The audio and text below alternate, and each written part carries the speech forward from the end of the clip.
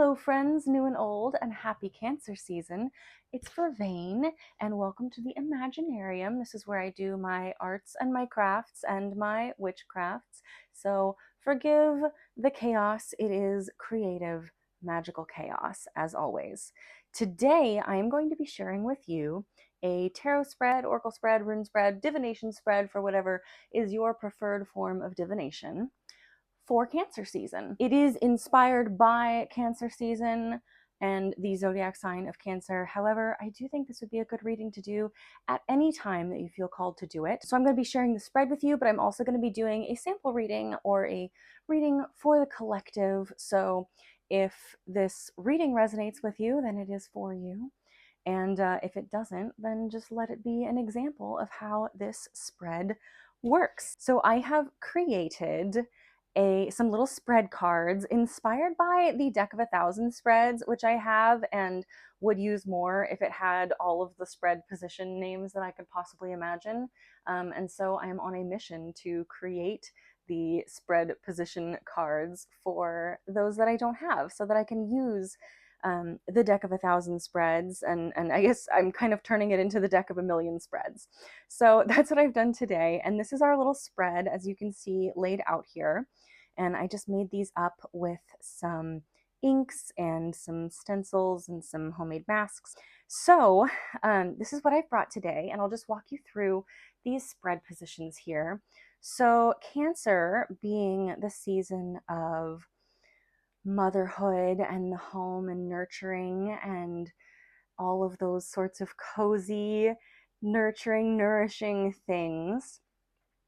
This is the spread that I've created, and the four positions are home, and then maiden, mother, crone, and we have the mother at the center. Of course, the mother is always at the center between the maiden and the crone, but also the mother is at the center of Cancer season.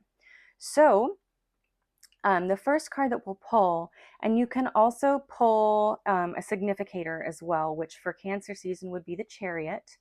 And the Chariot is kind of like you think about the Chariot, if you've just studied tarot and you're not as familiar with astrology, which I come from tarot first. I am a tarot first witch, actually like tarot almost before witchcraft, almost, not quite. But I feel like I got good at tarot before I got good at witchcraft. And so if you're tarot first, you might think of the Chariot just as being all about like drive and forward motion. And those things are true of the Chariot. But the Chariot is also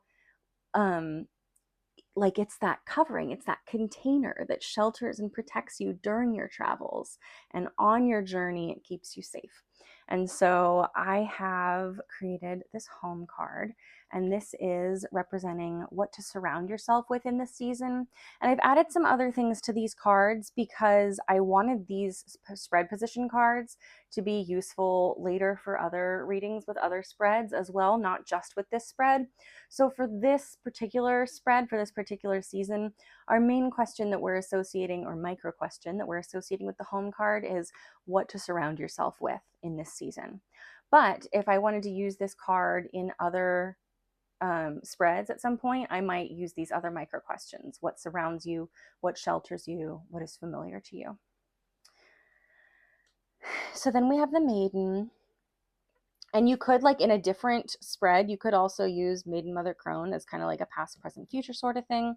But here's how I've translated it into like the love we can receive, the love we can give, or the energy, the creative and nourishing energy we can give, and then the wisdom earned, the lessons learned along the way.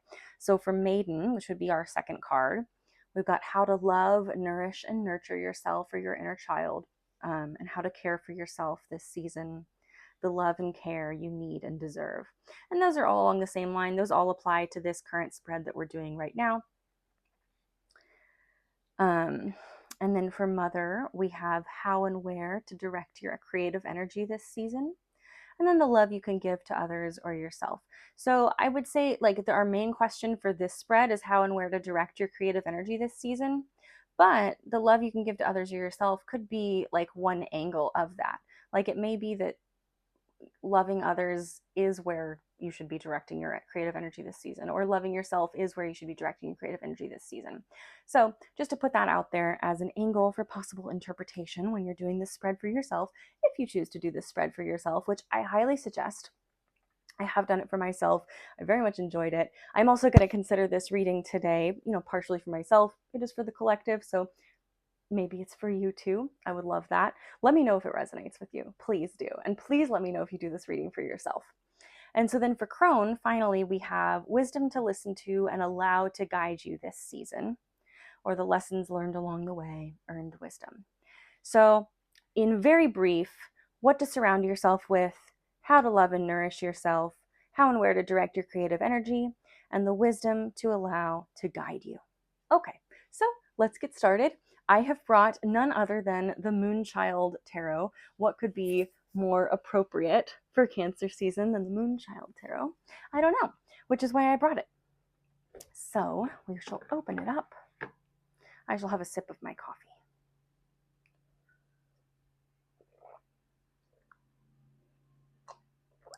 Oh, there's a butterfly on my mullein. Okay, I'm going to sit down too. I think it's time to sit down. Whew. Guys, it is so hot. I love you guys so much, and I care about your audio quality so much that I have turned off the air conditioning, even though it is late June in Texas. It is officially, with the dawn of Cancer season, it is officially summer in Texas. So if you guys think I never sacrifice anything for you, it's not true. I've turned off my air conditioning. Okay, so I'm just going to give this a little shuffle. I may fast forward.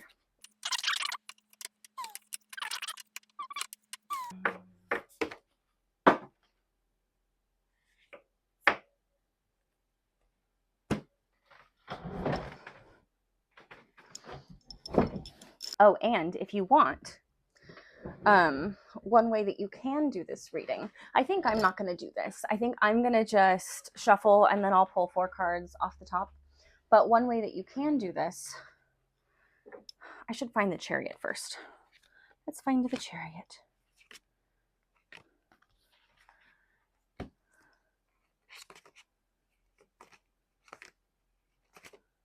Isn't this just a gorgeous deck? Oh, I don't really feel like reading reversals today. I don't think it's necessary. I don't really like doing it on screen for these because I just like you guys to be able to see all of the cards right side up the whole time. I feel like it's just, especially when you're not super familiar with a deck, it's so much easier to read the imagery when you can see it properly right side up. And I believe that you can either read reversals or not, and you just kind of have to decide before you pull your card, before you pull your cards, whether or not you're going to. Because if you don't decide and then you pull and then you get some reversed ones, you're gonna be like, oh God, should I read it reversed or should I flip it? I don't know. And then you might end up in a little dilemma, and you might end up not feeling like if you can trust your reading, or if your reading means the opposite of what you thought you meant. And so you just make those decisions ahead of time.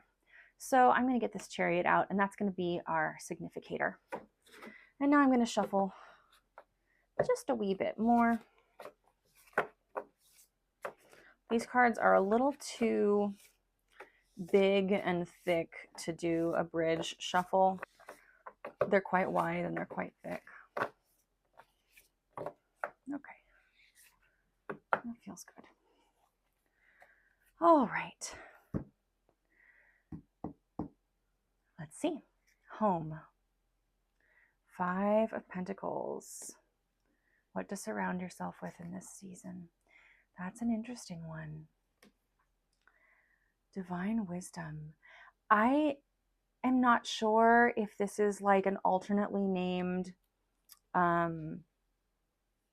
judgment card or Hierophant card or something. I'll have to look that up, or if it's an extra card in this deck. So divine wisdom, that's what we have for Maiden. For Mother, we have the Magician. Very interesting.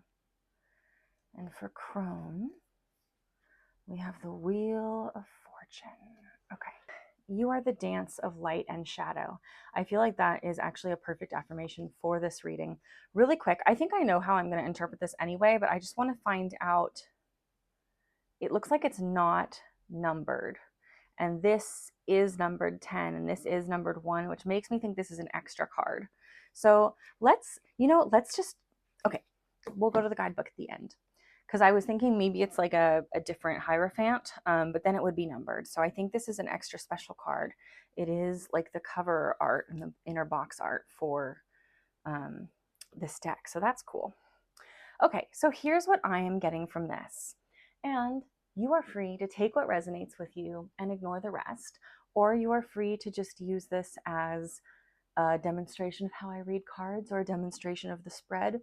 But this is our collective reading for Cancer season and for the new moon in Cancer, which is just around the corner. Okay, so we have our Chariot, which is taking us safely through Cancer season over the next month. And in our home position for what to surround ourselves with in this season, we have the Five of Pentacles. And that to me is very interesting because the Five of Pentacles is so much about that dichotomy between inclusion and exclusion. And like, are you included in the community or are you excluded from the community? And if you're excluded from the community, is that something that the community is doing to you? Or is that something that you have done to yourself? And I think traditionally in that card, in other decks, especially in the Rider-Waite, it's kind of depicted as like, as a very negative thing. And so maybe it is a negative thing, but I think if we're reading it as advice for what to surround yourself with in this season, I'm thinking about that kind of exclusion. And this is funny actually, because so when those cards fell onto the floor and I picked them back up, like the one that was face up on the bottom was the Three of Cups. And I almost put it in the home position because I was like, oh, we are supposed to surround ourselves with community. And what I'm actually getting, oh, and this is so appropriate for Cancer season too, is that Cancer season is not asking us to come out of our shell. Cancer season is actually inviting us to crawl into our shell for a time and to allow ourselves that. I feel like isolation is the word with the negative connotation. The word with the positive connotation is solitude. And so I feel like this card is inviting us in Cancer season, in this Cancer season, to surround yourself with your own solitude, to find peace and quiet for yourself, where you can hear yourself think and where you can hear your own intuition. And that's actually where I'm going with this card as well. Maiden, how to love, nourish, and nurture yourself for your inner child, divine wisdom, intuition. Like, how do you really, like, I think our inner children, when we are children, we are so much better at listening to our intuition and to ourselves. And we have that, and to the divine as well. And we have that kind of trained out of us by all of these like societal expectations and behavioral expectations and all of these things that we are expected to do, all of these ways that we are expected to behave, all of these choices that we are expected to make. We are, for better or for worse, usually for worse, taught to ignore a lot of our intuition and our connection to the divine and our like inner divine knowledge, our divine wisdom. And so to nourish your inner child, to love yourself, this card, I think for this Cancer season is inviting, or in general, is inviting you to tap back into that deep inner knowing. And in order to do that, you're going to need to create some solitude for yourself. You're going to need to find some peace and quiet to surround yourself with, to make your home, your body, your house, your place of being, but your body is your home, right? Your body is the home you take with you. And to make your home, however you define that for yourself, a place of peace and quiet where you can hear your own inner wisdom and where you can hear your connection to the divine. Because divine wisdom isn't necessarily intuition. I think those are different things. I think intuition is like how we interpret the subtle sensory input that we may not notice. Like we may not notice each individual piece of sensory input, but somehow our body is like calculating all of that together and drawing conclusions that we aren't able to consciously draw. And then we draw those conclusions unconsciously. And if we listen to that, we call it intuition. Or if we notice it, we call it intuition. If we don't listen to it, we slap ourselves a little over it. And if we do listen to it, we say, thank goodness I listened to my intuition on that one.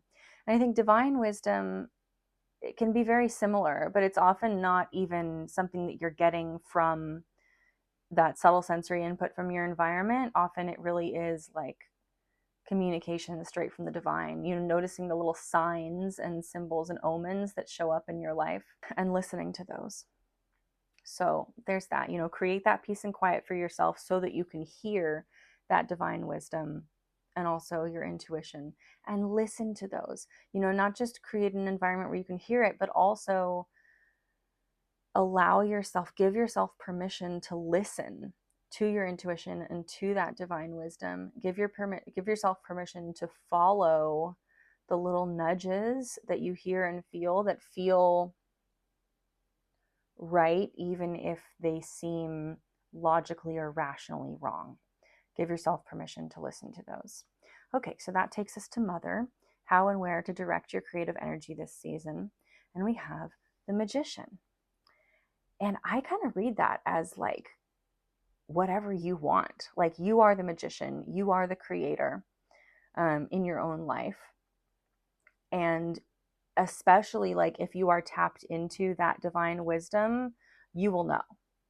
And I think it actually, it does come back to this card. It's such a beautiful sequence, because if you are not listening, if you're surrounding yourself with all sorts of noise and you're not able to listen to those quiet inner voices, you might not know how and where to direct your creative energy. You might feel surrounded by chaos and too many choices, very Seven of Cups, right?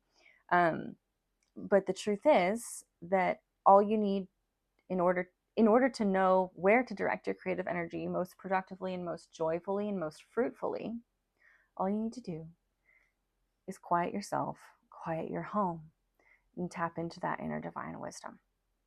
Tap into that inner connection to divine wisdom. And that divine wisdom will guide you to know how to direct your creative energy to manifest and create whatever it is that divine wisdom guides you towards. And for the crone, wisdom, oh my God, I wrote wisdom instead of wisdom. Oh well, such is the typewriter. Wisdom to listen to and allow to guide you this season. And the Wheel of Fortune, I think, is just a reminder here that all things come in seasons. All things come and all things go. Everything that rises falls, and everything that comes goes, and everything that goes may come again in a new way.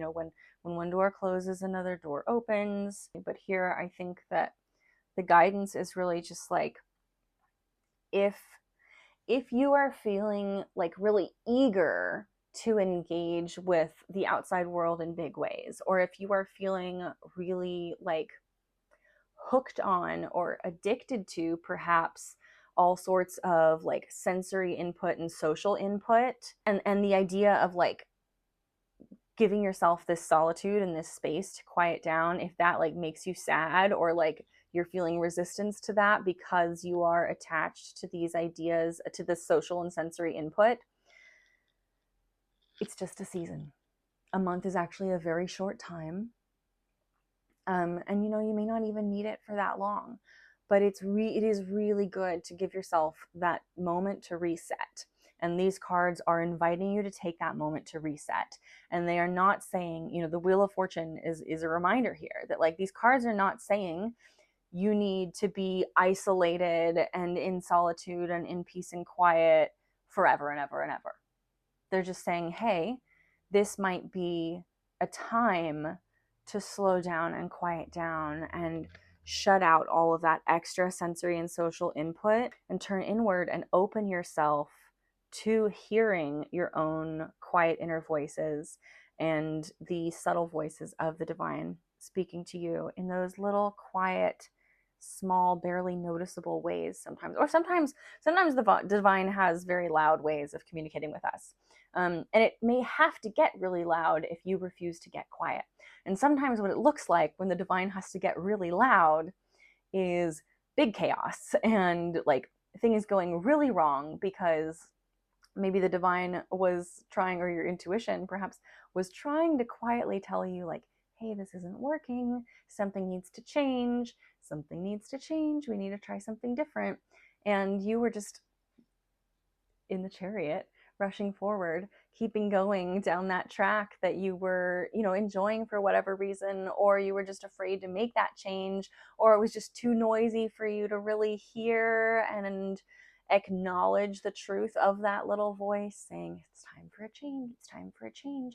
And so if you're not quieting down, and you're not listening down, and you're not trusting that voice, you might crash. You might crash and burn. You might have a little tower moment. And, that's, to me, that's what it looks like when the divine has to get loud to let you know what needs to happen.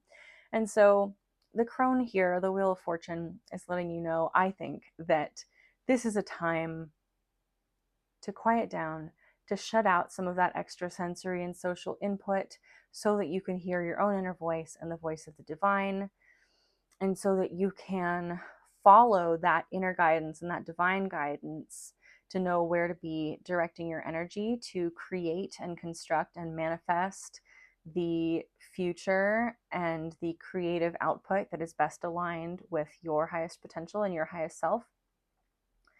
And that this is just for a season, There will be a time to let all of that noise back in and let it be a joyful noise and a celebration, and have that Three of Cups moment that I was so tempted to put down. Moonchild. Don't they call Cancers moon children sometimes? I think they do.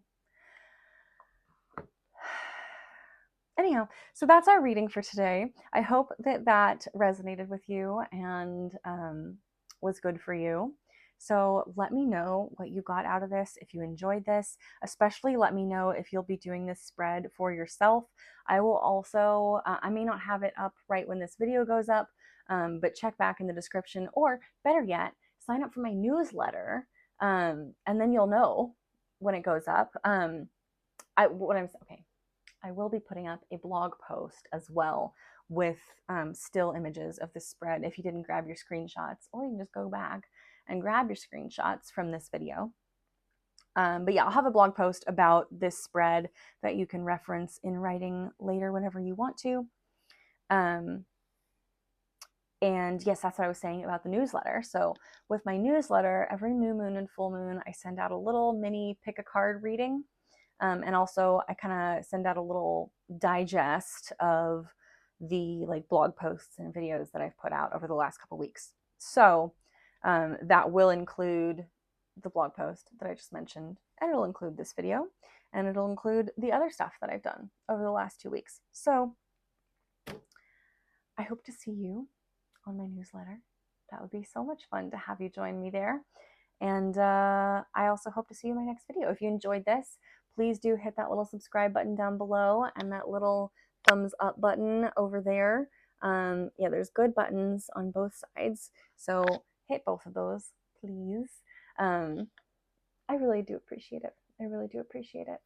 And if you want to make sure that you get notified about my future videos, there should be a little bell button somewhere after you hit subscribe. So that would be good. And yeah, thanks for watching. I can't believe I almost forgot.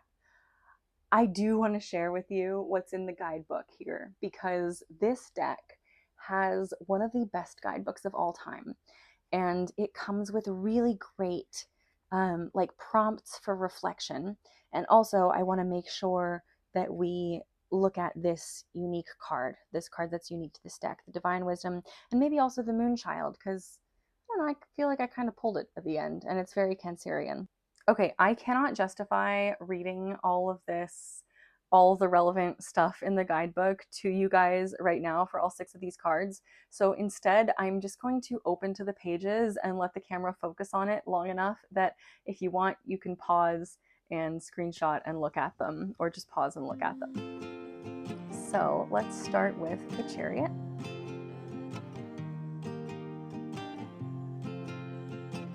Okay. And then we'll go to the 5 of Pentacles. And then we'll go to Divine Wisdom. This one is a couple pages. There's a lot of good questions there. Okay, and then, you know, since we're here, we'll look at Moonchild.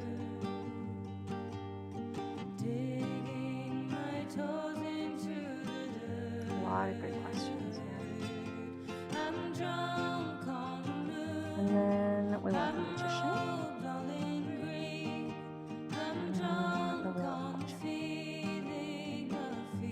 All right, that's it for today. Thank you so much for being here and watching this video all the way to the end. And until we meet again, be well, seek beauty, and leave a little magic wherever you go.